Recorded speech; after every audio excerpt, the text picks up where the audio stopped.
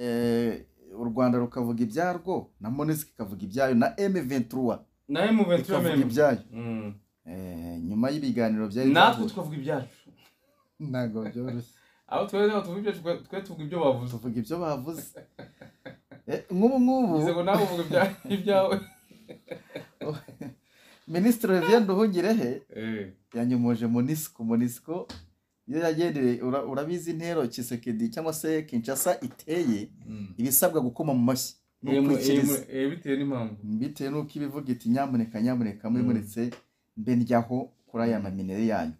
So Minisitiri w'Ububanyi n'Amahanga w'u Rwanda rero ni Ambasaderi Olivier Nduhungirehe yanyomoje ubutumwa bwa Loni bwo kubungabunga amahoro muri Congo Kinshasa. MONUSCO bwatangaje ko iki gihugu bwatangaje ko igihugu cy'u Rwanda iki gihugu cya Congo n'icy'u Rwanda ngo byasenyanye amasezerano yerekeye guhagarika imirwano. MONUSCO rero yabitangaje nyuma y'inama y'abaminisitiri b'ububanyi n'amahanga b'ibihugu byombi Congo n'u Rwanda nyine yabaye kuwa kabiri w'iki cyumweru bahuriyemo i Rwanda birumvikana ku buhuza bwa Angola. Ni inama yari igamije gusesengura ibibazo cyangwa se ikibazo cy'umutekano muke wo mu burasirazuba bwa Congo birumvikana, aho ingabo z'iki gihugu zimaze imyaka 2 n'amezi 7 zirwana n'inyeshyamba za M23 ariko bikaba byarabaye ukurwana Rwandanze. So Kinshasa rimaze igihe mu by'ukuri ivuga ko izi nyeshyamba zishyigikiwe na Kigali byatumye mu by'ukuri umwuka urushaho kuba mubi hagati y'impande zombi. Hanyuma nyuma y'inama rwose y'u Rwanda Minisiteri z'Ububanyi n'Amahanga zirimo n'iy'u Rwanda yewe na RDC na Angola zatangaje ko inama yanzuye ihagarikwa ry'imirwano uhereye ku itariki 4 Kanama. MONUSCO rero iri mu bagendeye ku butumwa iri mu bakurikiye MONUSCO iri mu bagendeye kuri ubu butumwa mbere yo kubungabunga amahoro ariko se yarabungabunze mbere yo gusobanura itangazo ngo irabungabunze MONUSCO iri kuyabungabunga wenda usikumve daro passing yarabungabunze iri mu bagendeye kuri ubu butumwa mbere yo gusohora itangazo rivuga ko rwose bishimye aho bavuze bati rwose itangazo ryasohowe na Presidansi ya Angola ryerekeye guhagarika imirwano hagati ya RDC n'u Rwanda rishimishije u Rwanda. Rero ku inshuro nyinshi mwibuke ko rwakunze kuvuga ko nta ntambara rwose rurimo kurwanamo na Congo Kinshasa ndetse nta n'ingabo rufite ku butaka bw'iki gihugu, bitandukanye n'imvugo za leta ya Kinshasa n'ibihugu bishyigikiye. Izo mvugo ziravuga ziti u Rwanda rushyigikiye umutwe w'iterabwoba M23 tugwe kandi batwica abaturage. Ako se M23 igira abaturage bagapfa? Hari raporo irabarukora. Hari raporo z'abakomande nahoze mbona bavuga bati ahantu M23 ifashe abaturage nta mutekano bafite. Tusanga bava mu bigo byabo bagahunga ahantu ifashe M23 ngo barahunga. Mu gihe ukuri tuzi kubiri kubera hari ahubwo ayifashe abaturage baratunga bagatunganirwa kandi bakora n'umuganda. Se twabonye n'imihanda babayisibura. Minisitiri rero Olivier Nduhungirehe mu butumwa yanditse ku rubuga rwa X asubiza MONUSCO yayibwiye ko rwose ibyo yatangaje bihabanye n'ibyatangajwe na Presidansi ya Angola, aho yagize ati ndagira ngo nsabe MONUSCO n'umuyobozi wayo w'agateganyo witwa Bruno Le Mirquis buri gihe bagomba kujya babanza gusoma neza inyandiko z'inama z'abaminisitiri zo ku rwego rw'abaminisitiri mbere yo kuzishimira, nk'uko Presidansi ya Angola ati kuko Presidansi ya Angola itigeze itangaza cyangwa se itangaza guhagarika imirwano hagati y'u Rwanda na Congo kuko atari bo bari kurwana. Nduhungirehe abwira MONUSCO ati kuki muvuga ngo twajyanye ngo inama ngo twanzura ko ngo hazaba agahenge twebwe nk'u Rwanda twe kubyanzura gute kandi nta kintu bibi imirwano yanyu ko tabizi biturutse. Ariko byibuke Aimable bijya gutangira byatangijwe na Minisitiri w'Ububanyi n'Amahanga wa Congo atangaza ko ngo u Rwanda na Kinshasa cyangwa se na Congo bemeranije guhagarika intambara, bemeranyije agahenge kagomba gutangira tariki 4 z'uku kwezi kwa munane. Turi hano muri studio nge nawe twarumiwe, dusa naho twikanze tuvuga tuti u Rwanda na Congo bumvikanye agahenge gute. Kumbe abakongomani bahora n'abakongomani ni bakigeugeu mwumvikanye ntabwo ari byo bakora.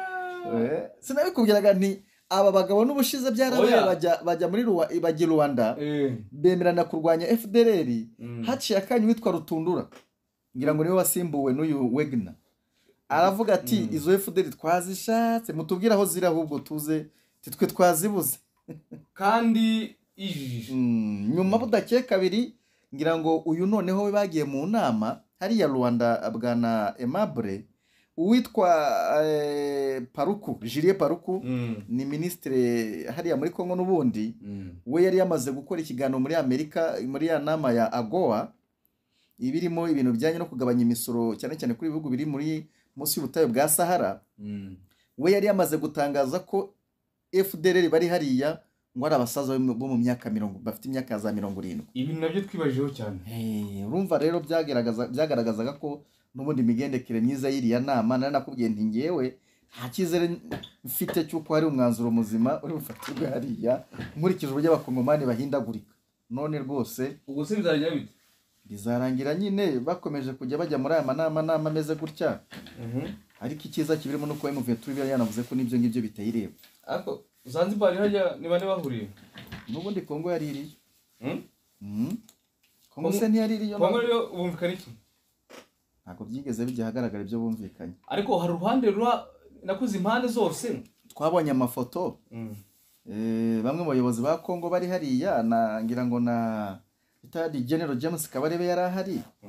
Abantu bavuga bati wasanga nyamara hari ukuntu ibintu bigiye kumera neza. Budakeka bitwumva Uganda naho hari inama iri kubera uribuka mushuti wawe niba ari Bahara bamubenura kuri komisiyo yo gusezerera abasirikare no kubasubiza mu buzima busanzwe, birasakuza hahise haza Rwanda. Umva ko bitoroshye. Ahuse kuki hari wowe ubimenyereye ibintu bya hano hakurya ndetse no kuntu byatangiye, uryo umuntu afite icyo akurusha agiye umubaza. Niba uzi kwandika neza i kunye kuntu yandika, niba uzi kwandika winyereka. Hari igihe impande zibirebwa buri ruhande rw'uhagarariwe mu mushyano. Oya nta gihe cyari cyabaho ko M20 leta Kinshasa aho se ubundi bamwe bahura muri rwe bajya kuganira ngo bayitumire. Mwibuke ni Nairobi M23 bari bayiheje kandi bahamagaye Nyatura, bahamagaye za Mayimayi, imitwe iraho ngaho iciriritse iri munsi ya iri no munsi noneho y'umurindi wa M23. Bavuga ngo bahamagaye ngo imitwe yose ngo yahara muri Kongo ngo bahure Nairobi, nitazwi yagiyeyo. Ariko M23 byagaragaraga ko iri kubashyira kuri pressure. Icyo gihe yarahejwe i Bujumbura, barahejwe.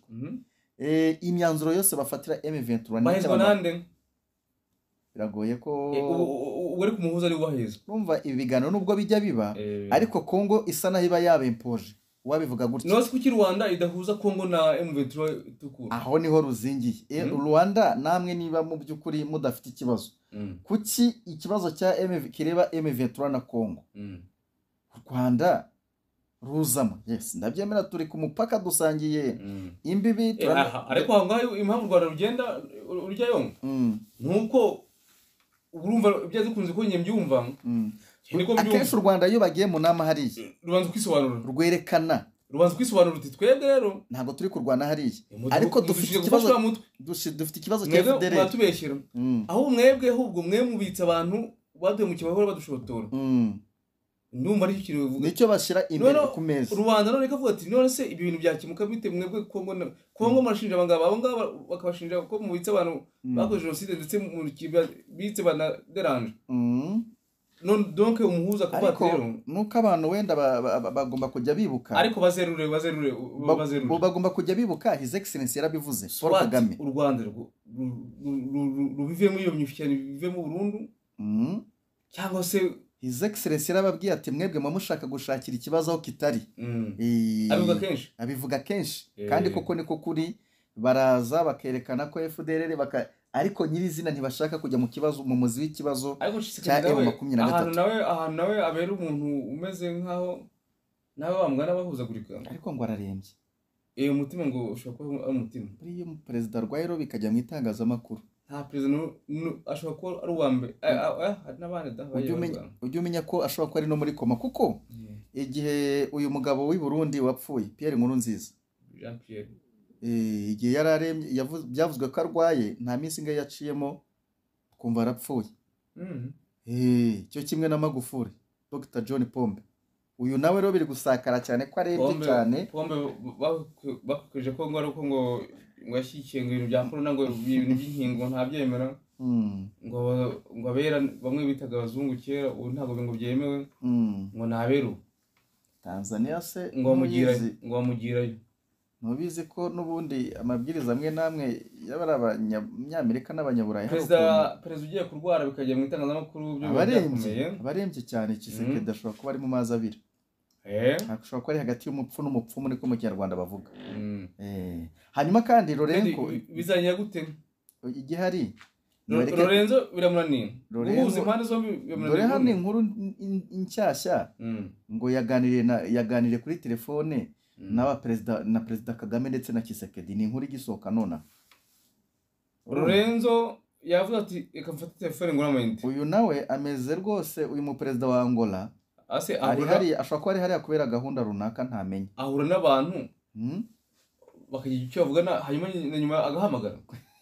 Kuki harimo ikibazo cyangwa abaminisitiri b'abanyamahanga ntabwo bumvikanye? Harimo ikibazo kuko urumva cyangwa batanye amagambo, abantu batanye gutanya amagambo ati buzutahe nami nasoje ati ibyari kumvikanisha impande zombi wenda ubwo hajemo amahane.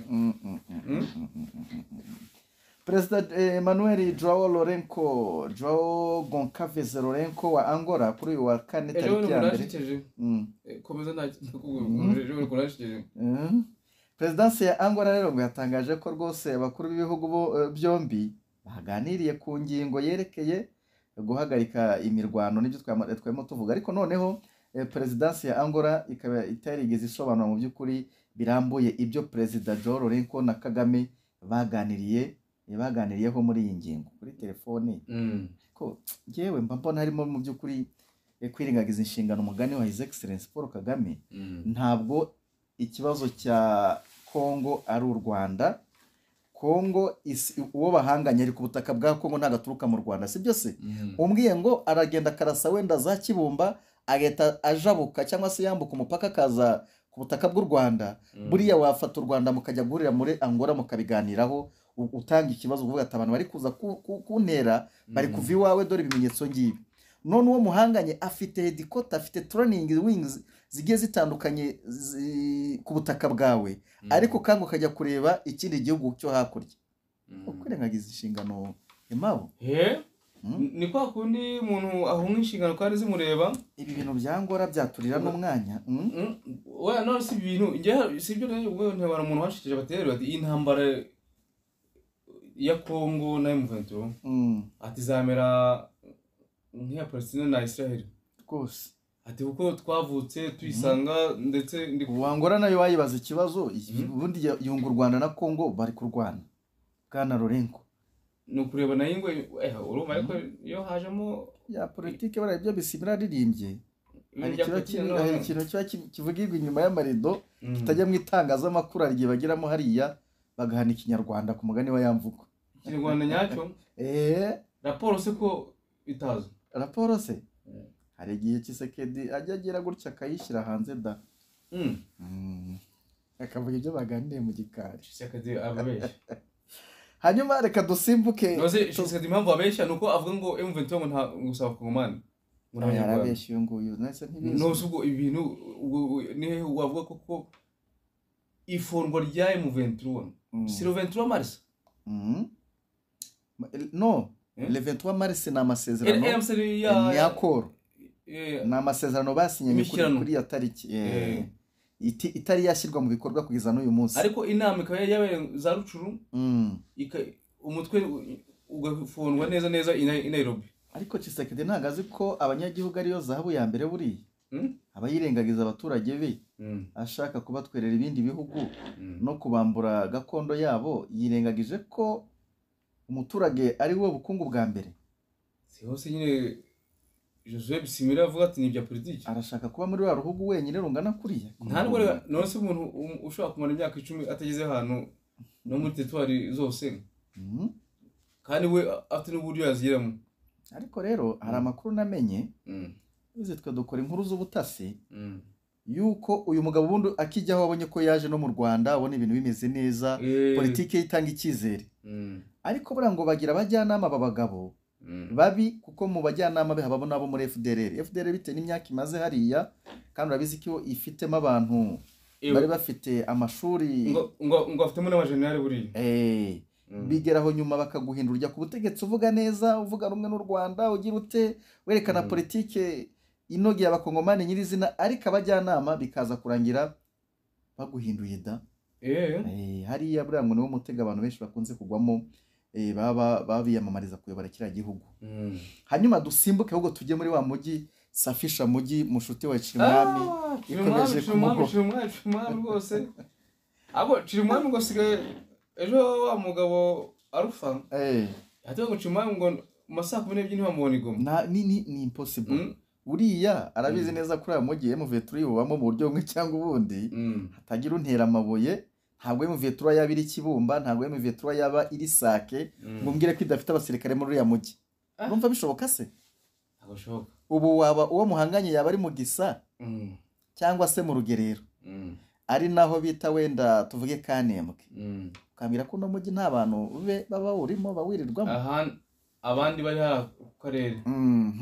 Ntabwo bishoboka. Abavuga Teresa ku isaha bari abagabo bitewe n'ukuntu bajya bakora ama operation ya komando. Ati bambona cyo bita special operation. Ushaka kuzasanga bantwaye intambike mwisanga mu maboko mabi. Niyo mpamvu rero navuga ati ndawirirwamo nibyo ariko nijoro ikiyaga kimbona ndararamukirwa. Safisha mujyi rikomeje gushindikana. Hariya iri joro rwose hishwe umudamu mama warashwe mu masaha y'isa 8 z'ijoro yo muri joro rikeye. Namo akabantu bagira rwose batashyaye mu foto rwose. Yarashwe n'ingabo za FARDC zita zinagenda. Uzikora umuntu wasekaga akaba atakiri ku isi. Ni muri quartier Mugunga Avenue Maendeleo. Ni umubyeyi rero baje kwibiwe mu rugo hanyuma atatse hita bamurasa. Uyu mugabo se wese bamurasiye hanze. Je n'arrive pas à courir pose un peu. Je ne croyais pas. Je n'arrive pas à courir. Uyu nguyu yanze kubyakira ko gusa ni kubyiyumvisha rwose. Uyu mugabo nawe yapfuye se. Ni umugabo nawe warashwe mu kanya gato rwose mu rukerera hagana ku isa 9:48 nibyo inkuru yari tugezeho. Ariko we ngo bamuhoye telefone hariya tugiye kwereka ko buriya usa nakanye ka menonga bagashaka gushyira telefone. Iyo ni imari ishyushye. Iyo navugaga gufata urebe ko Tshisekedi mugari nawe se utamenye ibye gufata umwanzuro wo guha abaturage intwaro nizo ngaruka z'ibizo ubwicanyi baba buri kubera muri uriya mujyi amanywa n'ikigoroba. Kuko nk'ubu umuntu nakwaka telefone ibaze kukwaka telefone wayimana umuntu akiyutira kukurasa. Tudaboro ntabwo yigishijwe uburenganzira bw'ikiremwa muntu kuko umusirikare agomba kubyigishwa. Ntazi ngo isasu bikoresho ryari, ntazi ngo ndakoresha imbunda ryari mu gihe cya nyacyo. Reka we nyine nuko nguko yarakaye ubwo tayari cyangwa murakaje. Uyu mugabo n'uyu mugore ntabwo turamenya amazina yabo kuko urumva bibaye muri iri joro rikeye. Ariko amafoto yo turayafite. Umwe yishwe aje gusahurwa iwe mu rugo, undi bamwishe bari kumuziza agatelefone ke. Telefone zo zizarikora hari ikitwa smartphone. Oh my goodness. Abazarendo bazikunda kubi. Ariko wanazikoresha bafata y'amashusho se. Ya video wewe mwana wewe mvuga tungo inatushusha ngo lakini ngo ngo tuyikuwa tumejaribu ngo lakini ngo wametushusha kabisa. Ntabwo wabonye se ari kuyifatisha ama video ahubwo bari kurasa ngo bari kuyirukangana M23. Hanyuma ku munsi w'ejo habaye imirwano bya SSRF mugane wa M23 banzi tabareba. ni muri Masisi aho bita muri birumvikana mu misozi miremire aho bita Kalembe. Abantu bafite amamoko za Kalembe, abantu muhazi ndabasuhuje cyane. Kalembe ni agace rwose ubuvuye ahitwa za Gashuga umanuka inzira werekera za Warikare. Warikare nayo ikaba ariyo bita teritwari ariko igizwe n'amashyamba ahanini. Ejo habereye imirwano ubwo rwose ngo ikitwa FDLR n'icyitwa Mayi Ndume bagerageje kurasa ku birindiro bya M23 biherereye muri centre ya Gashuga. Iyi centre ya Gashuga iri mu rugabaniro rw'iyi teritwari ya Masisi ndetse na Warikare. So ubwo bageragezaga rero kohereza ibikompora ku birindiro bya M23, M23 igira siroga yo kuvuga ngo tugomba kujya kureba ibyo bisa izo mbunda ziri kuturasa ziri byaba na ngombwa tukazifata. Urumva baraswa bati izo hantu ziri aho ziri tugomba kuhagera byaba na ngombwa tukazifata tuharebe aho ziri. Ubwo icyakurikiyeho nawe barwana umuhenerezo urumva icyakurikiyeho nyine barabagurukanye babamenenganisha muri ayo mashyamba yo muri Warikare. Ariko uziko ejo bone sinzi ukuntu cyaje tugenda hara ku mupaka harenze ko harari muri Kongo rwose zanzo warazibonye urikanga uziko nawe ari nkuko nareba hara kuri za ntebe nise muri Kongo ni umwuti ati hara muri Kongo watannye none nkabona abasirikare kuko bari gusonga ubugari. Ikintu cyambwiye kutambeshya nuko nabonye iza uniform atarize za hano hafi zazete z'abaJR yabe binajijisha barabyo ubona ngo bambaye ngo uniform yaje abaJR. Ntabwo mvise se ko iyo bageze nimugoroba bavuga ikinyarwanda gitomoye. Wowe babivuga se ni wabyumvise? Ntabwo nyine nkagira ngo ni kwaje. Ukagira ngo n'urwenya. None bwa upeti nkumva wana ngo ni pati ngo ni pe na mimi. Ngo nyine bibavuga ibisore byo ngabo. Wewe si burya abatipe baba umwe abayice hano undi yice hari bose ntabwo ntibaganira. Baraganira ntabwo usigaye baganira ku mpande zombi.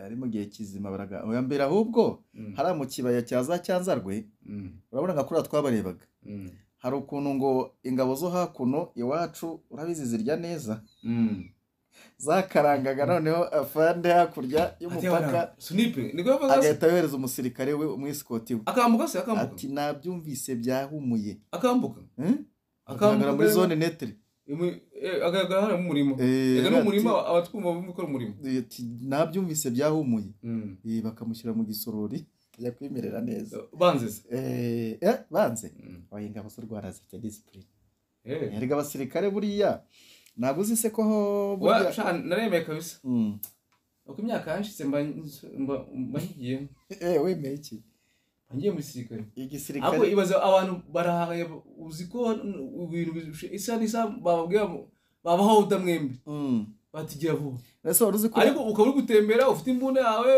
undi nawe no kubona ayifite ifege rwose tamuka azamuka mu murima ifite ifege nta kibazo afite ase bura amwe ifege umutipe agahita amugira wese kumenya oni yahita ifatira u Rwanda cyangwa se uruhande rwabikora ngaho hano hari umuntu umbwiye ngo uretse na hara mu kibaya ngo na hara mu Karundo ngo byabagaho rwose umusirikare yaba rwose yumvishe ruhumuye urusosi agahita avuga ati ko ndi kumva hari umwuka udasanzwe uri kongeraho bite byanyu haba habaye cyangwa ubundi abasirikare none se emabo abantu bajya bitiranya igisirikare wari uzi ko muba muhanganye uwo muhanganye urumva arimo arahiga ubuzima bwawe nawe uguhiga ubwe mu kanya mwamufata ari matekwa kwa kundi bafata imbohe z'intambara bitewe n'igarada ariho nicyo mumushakaho ugashiduka akuyoboye none se nta bantu bo muri FDLR bagiye bataha bari mu gisirikare cy'u Rwanda umwinjije nyine ariko mu Rwanda no guhuza ingabo bisanzwe nyine ariko hari ku rugamba niho twa turi iriya politiki yo guhuza ingabo byo ni baraza gatozwa n'ibiki byose ariko bikarangira akigishwa hanyuma ahubwo ingiki ntari nzi mu gisirikare nige numvaga rwose kugufata ari ukwicwa oya automatically kwicwa ndabeze intambara amateko y'i Geneva ntago byemera kwica imbohe banabimenye rwose baragufatira ibihano uziko noneho ikindi naje kuvumbura nako sinakivumbura nakibwiye ubundi vumbura ikintu ukora ubushakashatsi ukavutika nice nshaka uburango hari ukuntu ngo abantu bashaka kuba barwana ingabo zara ku musozi hari abarubavu umwanzi kuva hano ku Kivu ngo agaca mu mujyi nta kibazo nta sasu rivuze Mm.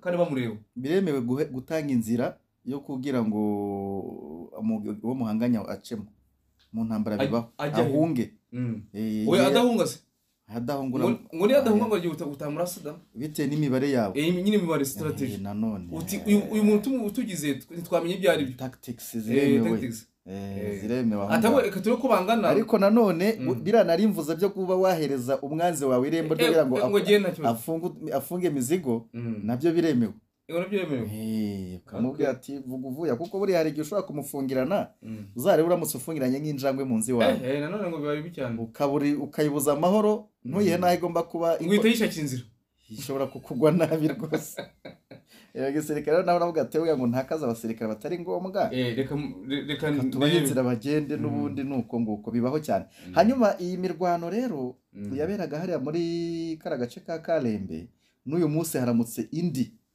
kandi nanone bari kurwana rwose aho bita Rwamwa naho bita Rwankeri utagira ngo ni ya Rwankeri ya hariya haruguru uri kujya Musanze imirwano ikaze rwose ngiri guhuza umutwe witwa ANCDH na force na AF agira ibintu by'impini hari utamenya ANCDH zenye ishyamba ngo ziri kurwana na AFC ahitwa Masisi Rwankeri ibisasu byinshi bya M23 biri guturagurikira mu misozi ya Rwamwa nejo bundi hano baraharwaniye ariko ngira ngo igihe barimo baharwanira M23 yasanye naho isubiye inyuma hari ukuntu yataka ikirukana umwanzi ku musozi runaka ariko yabona atari ngombwa ko utari strategique cyangwa se utayifavoriza gutuma ikomeza gukora gahunda zayo mbese bitaye muri gahunda